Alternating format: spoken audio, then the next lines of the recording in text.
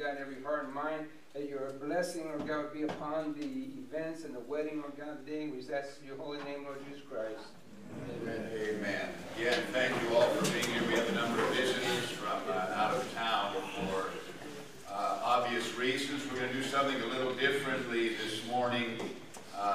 This is obviously a very unique, special occasion for me personally to be marrying, conducting the marriage rather, of my grandson Josh Stevens and his bride-to-be Danielle Singlet. That will be in our service this evening. And then, why don't you stand, Josh? Everyone may not know you. So his wedding is tonight. And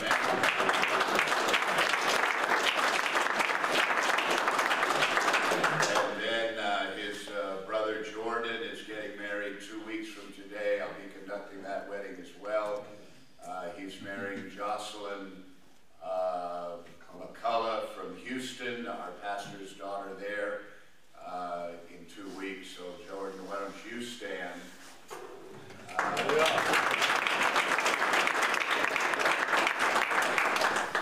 It really is hard for me to grasp the dynamics of time passing. That I know I'm getting a little ahead of myself, but I can't help thinking that I'll be a great grandfather in the next year or two or so, depending on how quickly these people get to work producing children.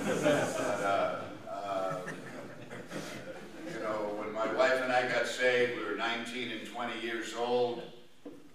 The dynamics of our conversion and what was set in motion back in those days in 1975 in that small church in Tucson, we would have had no concept of where we would be 40 plus years down the road, but we're so grateful and so appreciative.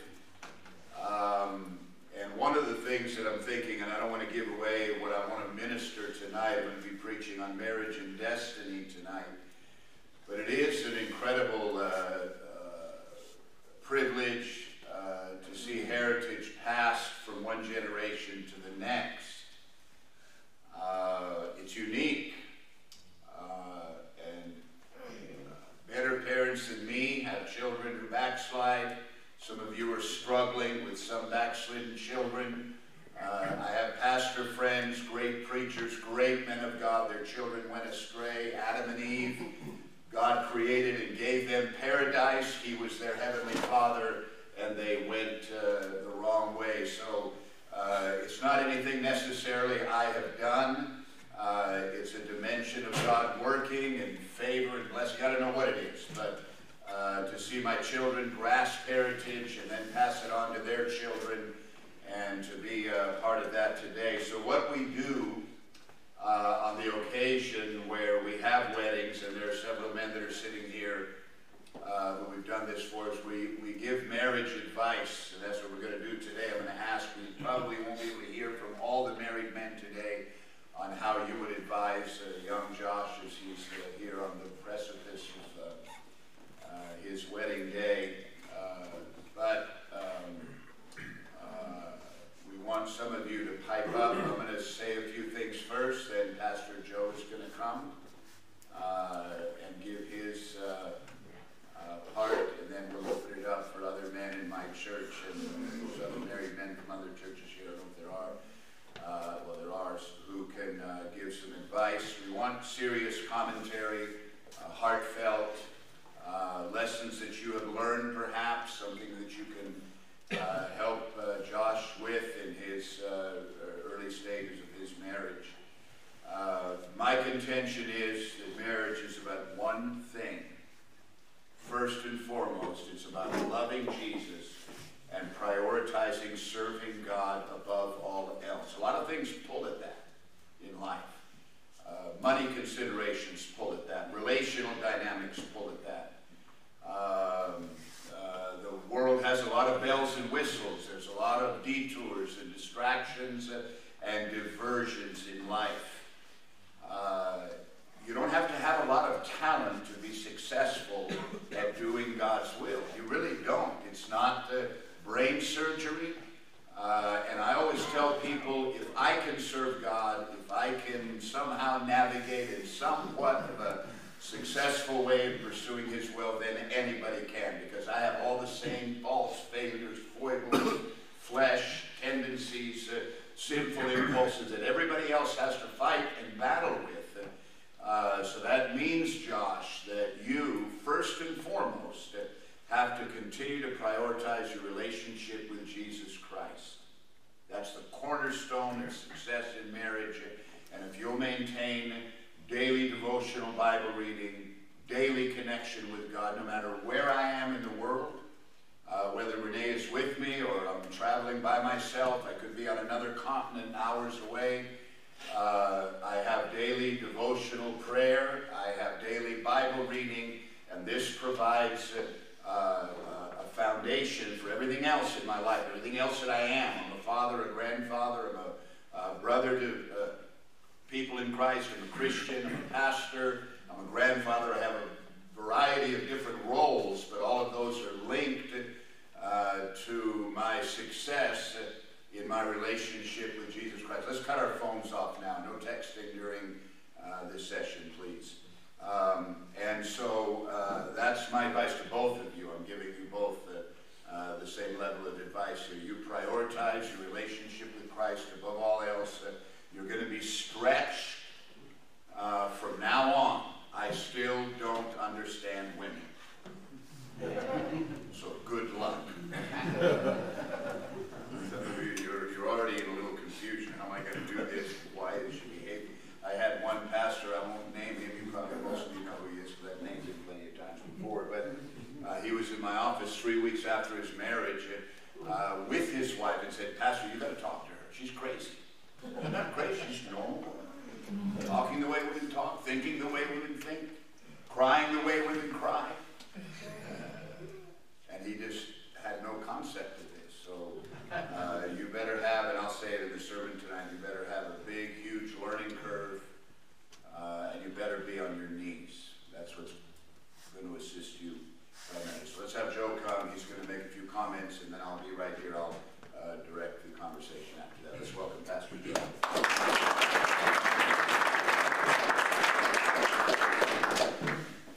Amen. So I'd say the comments that I have that I've been thinking about with all of this are pretty simple. The pursuit of marriage is based on the dynamic of happiness in general. That would be the worldly perspective.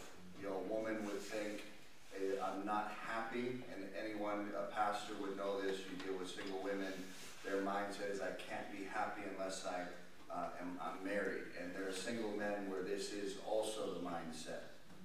That I'm trying to pursue the will of God, and that somehow this marriage relationship is going to bring me this level of satisfaction that I can't find anywhere else. Obviously, the Bible tells us, he who finds a wife finds a good thing and obtains favor from the Lord. So there's a dynamic of favor and blessing upon that.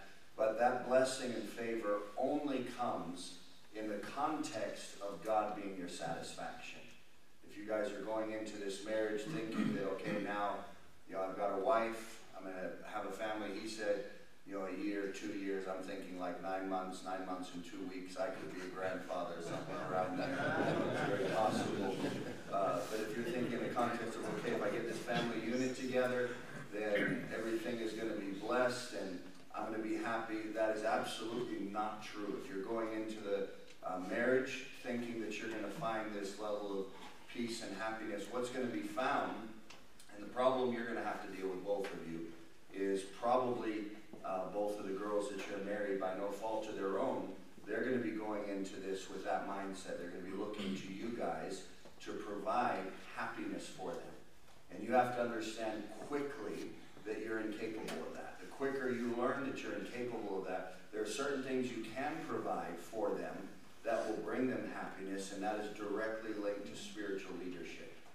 As you are covering for them, as you are the spiritual leader of your home, what they need more than your time, in the context that we just have to spend time together, we have to be together, what they need more than any of that is they need a spiritual man that when they look at you, as time goes on, they get to know you more and more, they see the light of God shining through your life.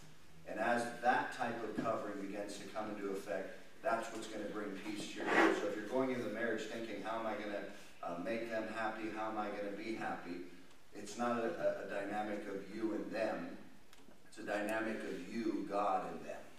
That as you're bringing God into the equation, God is the one that satisfies both. And as you direct them to God by your lifestyle, as you teach them, both of you have an advantage over me when I got married in the sense that, 24 years ago, or just over 24 years ago when I got married, my wife hadn't been saved for that long. She came into the church. We started dating when she was 6 months old. 6 months. Spiritually. She was saved for 6 months. We started dating. We got married right when she was saved for about 2 years. And so, I had a lot more work to do in the sense of directing her to God. Now you guys both know, she's at the church every day. As she takes Brooke to work, they stop at the church, they pray. She's built her own relationship with God. And that is absolutely critical. You've got to teach them that. So they've been in church for a long time, so there's already some foundational things that are at work for in your favor with both of you, but you've got to understand, now you two are the leaders, spiritually.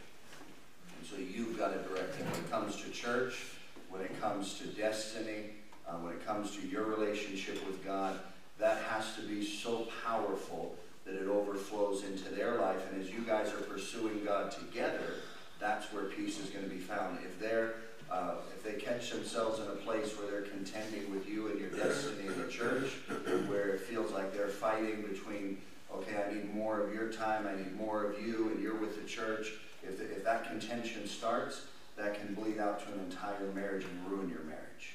But if your relationship with God is so powerful that they're intrigued by that and you pull them along, then they're going to pursue the will of God with you. And it's in pursuit of the will of God in partnership that the blessing of God comes upon your life, and you will find peace. You will find the satisfaction that you're looking for in a marriage, not from that person, but it's because of the direction that both of you are facing. So my strong advice to you is let this be the focus of your mind. As soon as I get back to reality, because you're both in the clouds to a certain degree, as soon as you settle back down to reality, I'm going to pursue God like I never have before, because my wife depends on it, my children, my destiny, my relationship with God. Amen. And so that would be my advice. All right. Thank you for that, Joe.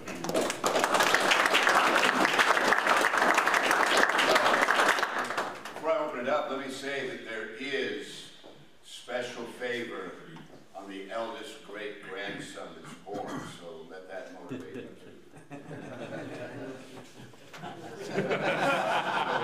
We want to open it up.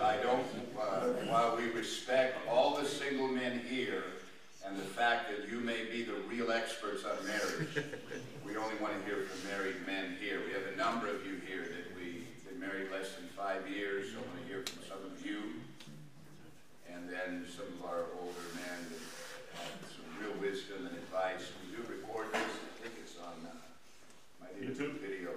It is, okay, so you guys can get this if you're not paying attention right now because of what's happening later. But the staff and I, or at least Pastor Glenn and I, had a conversation. My assertion was that, when I'm preaching at a wedding, they're listening, they're paying attention.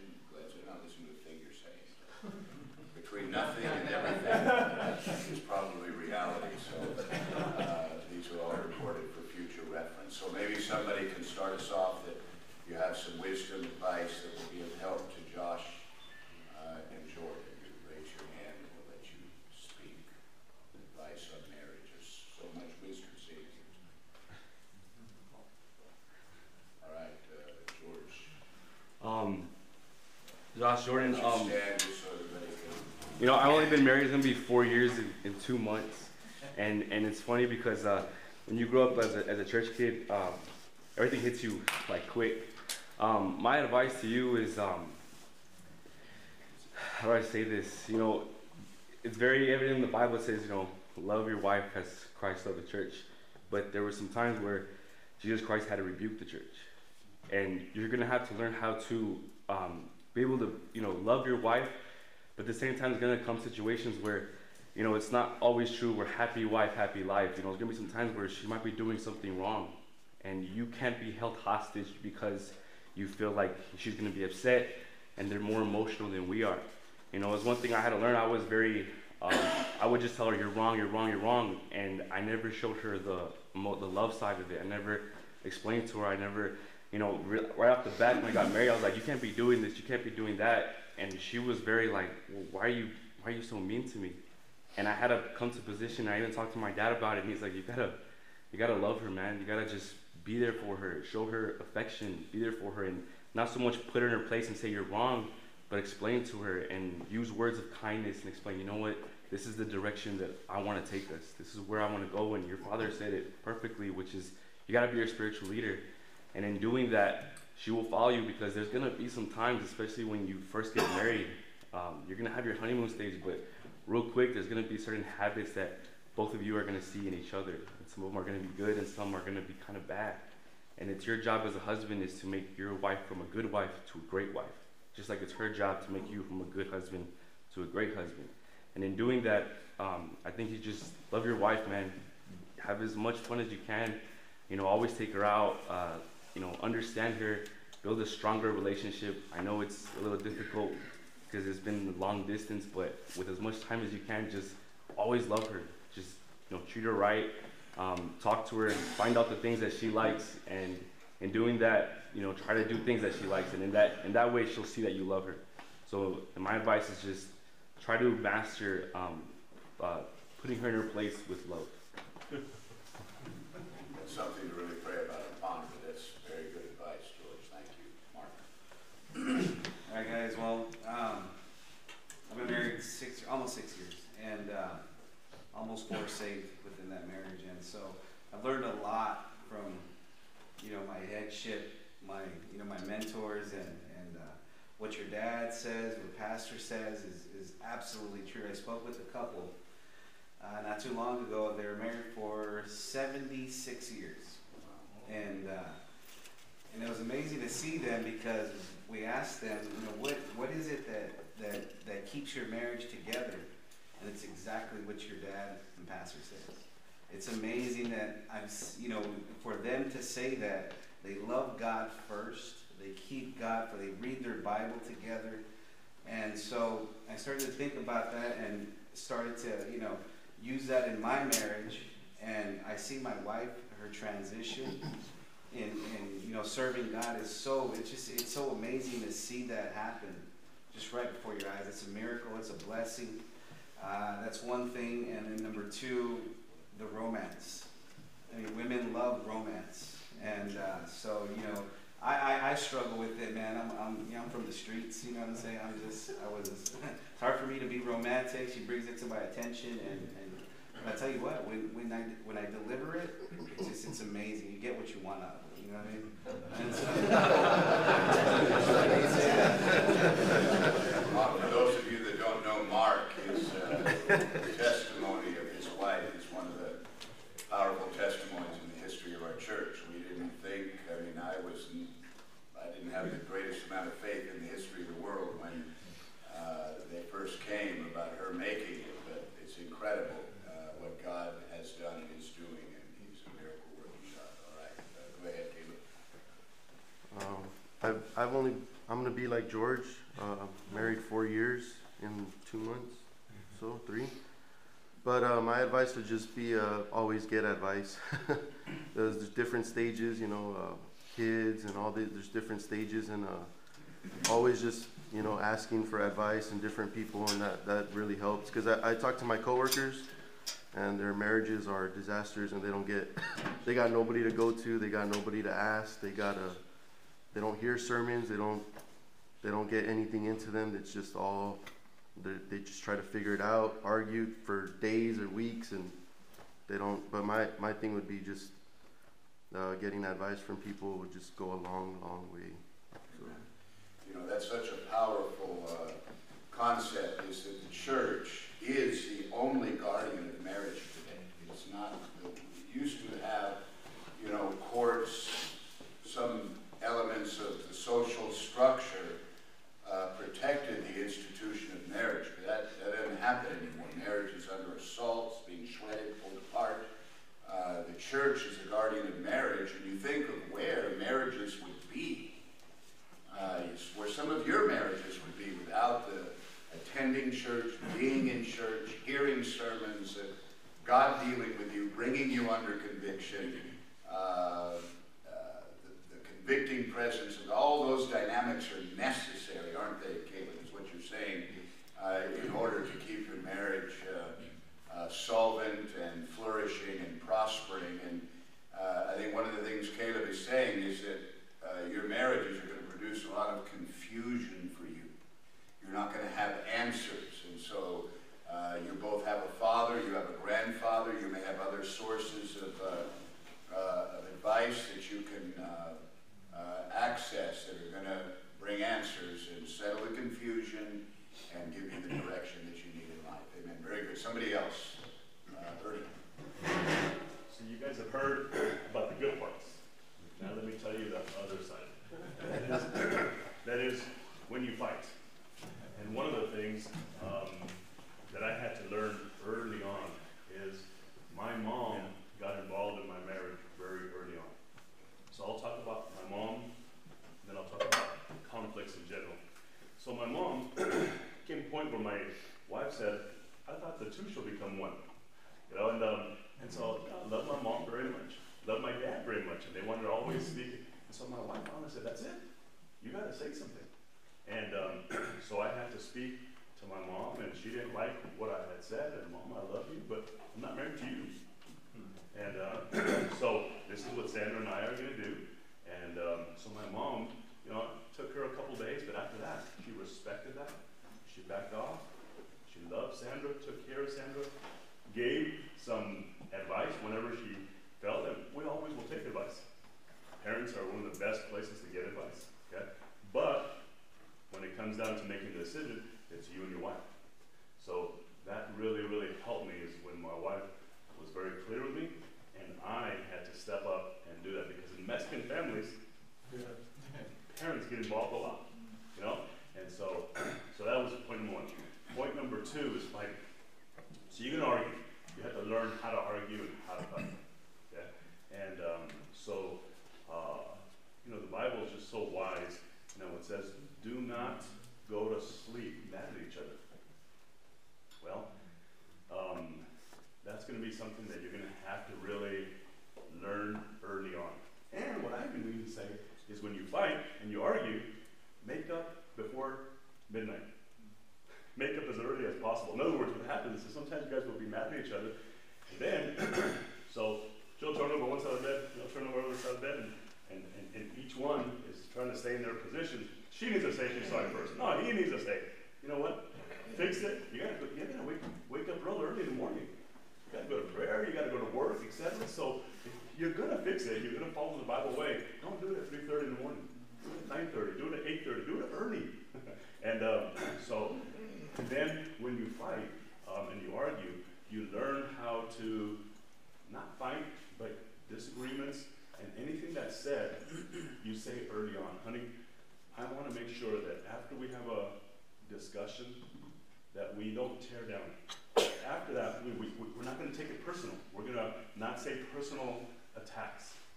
We're going to look at what the issue is and address the issue, not afterwards. You know, they say, sticks and stones may break my bones, but words will never hurt me. That's the total opposite of the truth. You can hit somebody, and that person can get over that physically, but those words will last for years. So the best thing to do is never take it personal, never do a personal attack, and so you address the issue, and you always have a hope and a desire and a direction and a strategy. We are going to build, we're not going to tear down. So when we say things, you say and you fix, but you don't do it to undermine, to belittle, to attack personally, and to tear down to where in the next 3 years you're going to have to be trying to make up for the stupid words that were said. Amen. Thank you, Ernie, for that. You know, that is incredible wisdom. Most of the marriage counseling that I do, it violates that premise. They let the sun go down on your wrath. And when you do that, that's when anger takes root and turns to bitterness. And bitterness is very hard to get rid of in a marriage if you keep going to bed angry and mad and not resolving things. You may feel only love now, but you will fight, you'll hurt each other, and you'll have to learn to make up and move forward without anger and bitterness. Very, very good. Somebody else. Amen. Maybe from some of our senior men here. George, go ahead. You know, guys, it's, you know, watching you guys seems to me like you guys are very opposite. And sometimes God does things that, that, like me and my son are kind of opposites. But there is, there's ways to, and I believe you guys are marrying opposite women. They're going to be very different one from the other.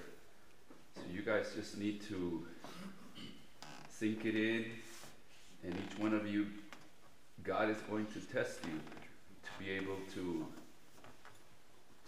get a hold of his mind and deal with your situations, because they're going to be very different. Maybe what works for you may not work for the other, but in God there's all wisdom, and I'm amazed at how God, when you try something, it doesn't work, you go, if you read the Bible, when the children of Israel were, left Egypt, they did things, didn't work, they go back to God, and he tells them what to do, they go back. Sometimes it was their own mistakes that got in the way. So in a married life, it could be, I'm the kind of guy that I like a challenge. And I know Jordan likes to be very challenged. He likes to step it up. I know you're more thoughtful and more cautious, more conservative. Well, both things are good. You guys just got to learn how to work your strengths and how to have God cover your weaknesses. And in your wives, it's the same thing. You got to learn how to read them. And you're hearing a lot of good advice. But it's going to be a challenge. But if you never lose the passion of the challenge, you're going to maintain, that persistence in doing the will of God. Sometimes it seems that, I get knocked out, man. Sometimes I open my eyes and I'm in the floor. But you got to wake up. You got to get back to your corner. You got to get a hold of God, and then you go at it again. That same enemy that knocked you out. You got to have that thing to say, I'm not going to let this thing have dominion over my life. And sometimes the problems are inside us. We always think the enemy is out there, but sometimes the enemy is in our hearts. You're going to have to learn to discern when you're the one that's wrong. And get a hold of God and then repent when that happens. You're going to, some of us don't like to say we're sorry to our wives. But when it's wrong, you gotta do it, man. And it's amazing. I love life because it is a challenge. And you just gotta keep up with it. No matter, right now you're young, there's the times for being young and enjoy them. You're gonna have a young wife, enjoy the heck out of it. But then she's gonna get older. And then you're gonna get older and you're gonna see things, but there's also times for that, where you can enjoy your wife. I've been married over 30 years, and I enjoy my wife, and it's amazing. I love God. He's amazing, and there's a time for life. And you guys are like, I know that you guys are like trees right next to the river, because you got all kinds of resources. Take advantage of those resources, but be careful that your head doesn't get too big, because you start having victories, or there's also a caution when you do excel and you do well in life. You got to be careful with that, because I can go on all day, man, but I think you guys are in a great place. You're great grandfather, a great father, and you have all kinds of friends around you. I think you're surrounded by a lot of good things. Just to kind of build off of what Pastor Ernie said and what George said, one thing I learned as soon as I got married, I mean, I haven't been married that long, a year and 6 months. One thing I learned is that you're definitely not going to be right all the time, bro. And the other thing is I told Pastor this, I learned to keep my mouth shut. You know, sometimes she doesn't need your opinion. She doesn't need to, know that she's absolutely wrong all the time. Like, kind of like what Georgie was saying, is that, there's just some things you don't have to say. God's going to show it to her. If you just keep your mouth shut and just, all right, take the hit, put your pride down, your marriage is going to do good. There's the old saying that in marriage, with a man, you can either be right or you can be happy. You need to make a choice. Have your hand above your phone. Yeah. You want to give advice? Yeah. Okay, go. This is Paul from our Los Angeles church. He was one of the founding members. How long ago did you get saved? July 27th, 1989. 99, so he was a anniversary. convert of Pastor Angel Ortiz back when he went to Los Angeles to pioneer. So him and his wife are serving God there in Los Angeles. So go ahead. So, to some of you younger guys that have been married for about 15 years now. If you guys know who my wife is, she's a very strong individual person. And in fact, our first 5-6 years of marriage was World War III. Pastor Joe can attest. He'd come home, I'd come over to my house, well, hey, Pastor, call up, and we'd find cupcakes up on the ceiling, stuff all over the place. Me and her would start raving mad, and my wife's like, "It's insane," And so coming from all that chaos, one of the things I'd have to say is that we had to make Jesus the center of the marriage. That everything else was disputable, everything else could be tossed up to the wayside. I had to learn what battles to die on, what battles to give into, and when just to give my peace. And through the course of time, I had to learn how to make my wife happy. And now, you guys know my wife, it takes a lot of stuff to make her happy, but one of the key factors that I really had to learn, is how to make her laugh. How to make her laugh. Because joy in a marriage is a very powerful tool. Now, my wife doesn't laugh very much, as you guys know. To make my wife laugh, I have to be the funniest guy on there. But now I know when my wife is laughing, I can be on Comedy Central. That's how I know I'm good. So my advice to you is find the finite details, those special moments. Just maybe take the time to go to a walk and go to a park, spend some time together. Just make little things a big issue, like to pay attention or to listen to what she says, her tone, her voice, her body language. Pick up on the signals and then use that to strengthen your marriage, because she's there to be your helpmate. Liz is, as you guys know, my weakest parts are Liz's strongest parts. And Liz's weakest parts are my strongest parts. And so together as a couple, we have a strong marriage. And that's exactly the way God designed it.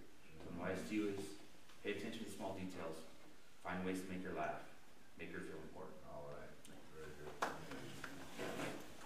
We'll make us laugh then. 7:30 in the morning.